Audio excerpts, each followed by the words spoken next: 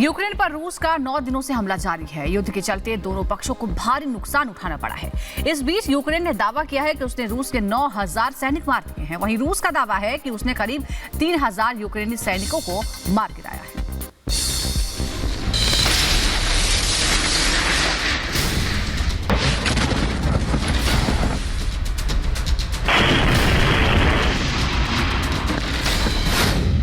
जंग के 8वें दिन रूस को बड़ा नुकसान।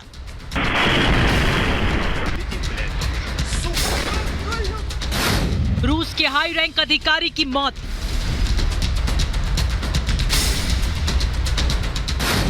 9,000 रूसी सैनिकों को मारे जाने का दावा।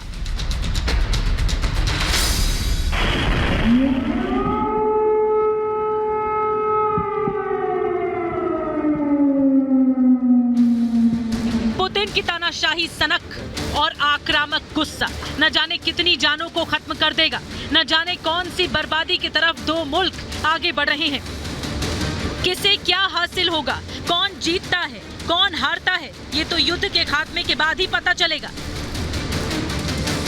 लेकिन जिसने ये खतरनाक युद्ध शुरू किया, उस रूस को युद्ध के 8वें दिन सबसे खतरनाक नुकसान हुआ है। यूक्रेन की सेना पलटकर जोरदार वार कर रही है। इस युद्ध में यूक्रेन ने रूस के हाई रैंक अधिकारी मेजर जनरल आंद्रेई सुखोवित्सी को मार गिराया। मेजर की मौत पुतिन की सेना के लिए बड़ा झटका मानी जा रही है। आपको बताते हैं कौन है मेजर जनरल आंद्रेई सुखोवित्सी। रिपोर्ट के मुताबिक रूसी केंद्रीय सैन्य जिले की 41वीं संयुक्त शस्त्र सेना के डिप्टी कमांडर थे आंद्रेई सुखोवित्सी, जो 2 मार्च की कार्रवाई में मारे गए। सुखोवित्सी अक्टूबर 2021 से नोवोसिबिर्स्क में कामकाज कर रहे थे। आंद्रेई सुखोवित्सी मेजर जनरल रैंक के अधिकारी थे। रूसी सेना ने सुखोवित्सी की मौत को लेकर अब तक कोई जानकारी नहीं दी है। रूस के पूर्व सैनिकों ने आंद्रेई सुखोवित्सी की मौत को लेकर ये तक कहा, सुखोवित्सी की मौत से हम बेहद दुखी हैं।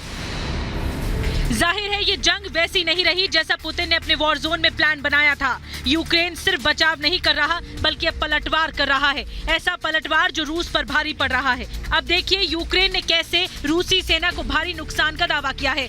यूक्रेन ने दावा किया कि अब तक युद्ध में 9,000 सैनिक हमने रूस के मारे, 217 टैंक तबाह किए, 900 युद्ध गाड़ी नष्ट की गई, 90 आर्टिलरी तोप, 30 फाइटर प्लेन तबाह किए गए, 31 हेलीकॉप्टर नष्ट किए, 11 एंटी एयरक्राफ्ट, 60 फ्यूल टैंक नष्ट हुए।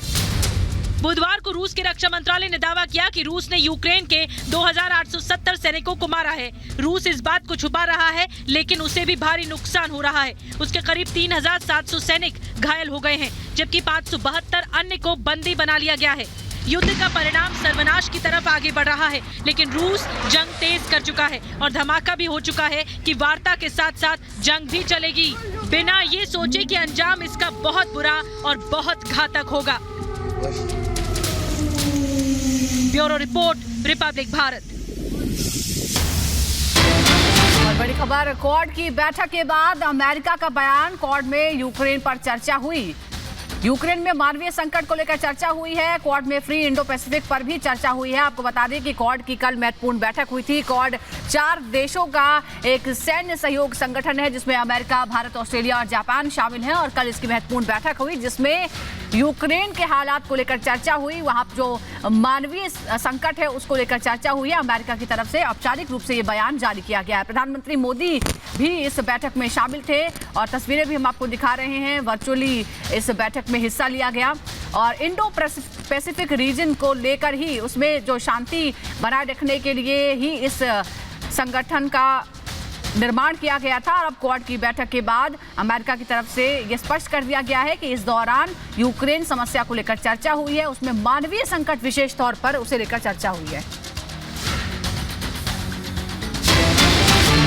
क्वाड की बैठक में यूक्रेन पर चर्चा हुई है।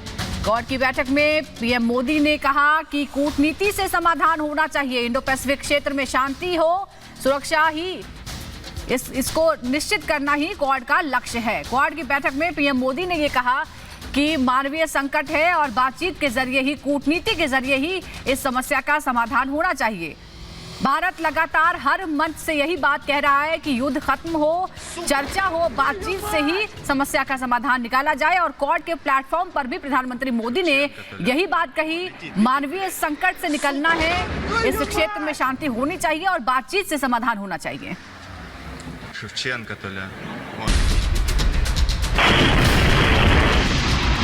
भारत, अमेरिका, जापान और ऑस्ट्रेलिया के नेताओं के बीच गुरुवार को क्वाड की बैठक हुई।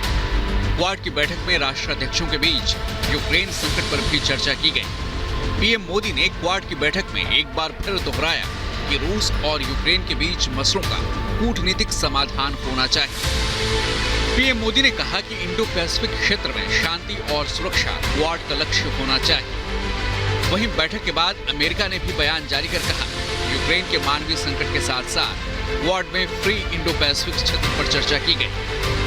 प्रधानमंत्री नरेंद्र मोदी, अमेरिका के राष्ट्रपति जो बाइडेन, जापान के प्रधानमंत्री फुमियो किशिदा और ऑस्ट्रेलिया के प्रधानमंत्री स्कॉट मॉरिसन ने साथ साथ यूक्रेन रूस संकट पर संयुक्त बयान जारी किया। वहीं युद्ध के बीच रूस और यूक्रेन के बीच दूसरे दौर की वार्ता बेनतीजा रही है और अगले हफ्ते तीसरे दौर की बैठक होने वाली है। Bureau report, Republic Bharat.